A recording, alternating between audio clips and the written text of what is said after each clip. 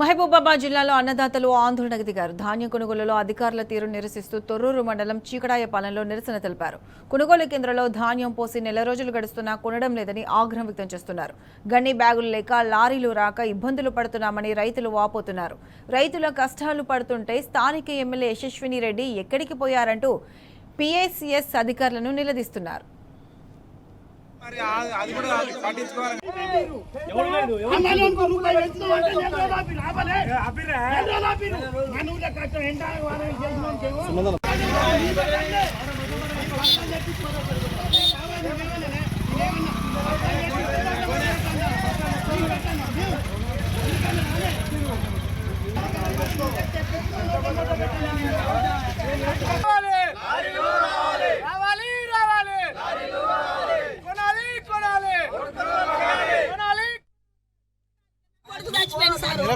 ఎవరు మమ్మల్ని టేకటోళ్ళు లేరు. పడిపాటు అంటారు ఆనకాలం వచ్చేసేసి సార్ ఇప్పుడు వచ్చేసేస్తాను. నిన్న బత్తాల పొద్దునాడు 11 గంటలకు పోయినాం, 6 గంటలకు వచ్చిన ఆడికి పోయినాం. మళ్ళీ ఈ రాత్రి మళ్ళీ ఎప్పుడు తయారు చేస్తాం.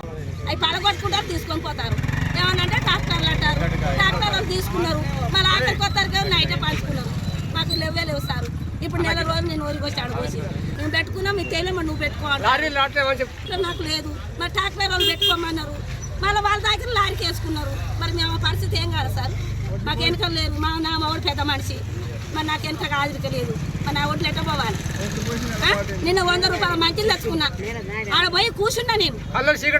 ఇప్పుడు వస్తారు అందరు వచ్చారు. ఇప్పుడు అందరూ వస్తే మరి పెద్ద పెద్దలు మరి అనిల్ సార్ అనగా ఇంకో ఎక్కిస్తాను. ఇంకోళ్ళు సాయం చేసుకుని ఒక 7,000 తీసుకు ఇక నేను తిరుగుతాను సార్. ఏందమ్మా నువ్వు అట్ట వరతాను వరకు నీకు ఇత్తగంతి అంటాడు. ఇచ్చులే సచ్చులేదు.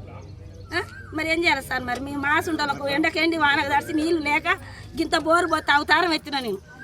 ఎరికైనా నైట్ మొత్తం తెల్లని దాకా నేను 7 గంటల దాకా బారించుకొని తెల్లారి గంటల పోయి ఇంకో దిక్కు బారించుకున్నా నేను. ఇప్పుడు ఏం చేయాలి సార్? ఈరోజు ఈ అసమర్థ గవర్నమెంట్లో అది 100% నిజమని ప్రూవ్ చేస్తున్నారు. ఇక్కడ మేము ఒడ్లు పోసి ఆల్రెడీ 2 నెలలు అవుతుంది. ఇంకా 26 తారీఖు వస్తే రోని వానలు పడితే మళ్ళీ నార్లు పోసుకునే టైం వచ్చింది. అయినా కాంటాలు అయితే లేవు. 40,000 బత్తాలకి ఒక 9,000 బత్తాలు పోయినాయి.